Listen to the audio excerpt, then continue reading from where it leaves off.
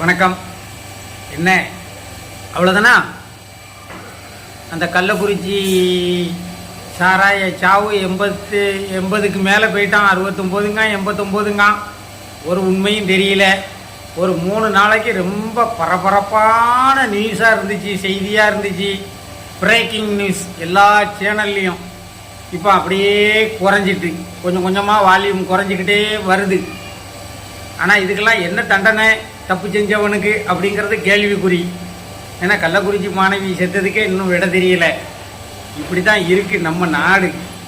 10 களவாணி பய வாழறதுக்கு நிம்மதியாக மனித உரிமைங்கிற பேரில் 90 அப்பாவிகள் வாழ்க்கையை தியாகம் பண்ண வேண்டிய துர்ப்பாக்கிய நிலை நம்ம தேசத்தில் தான் இருக்குது.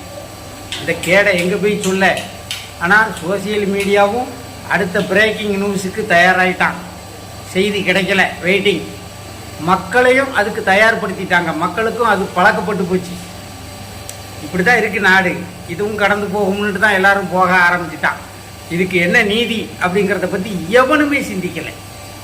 இப்படி இருந்தால் நாடு எப்படி உருப்படும்?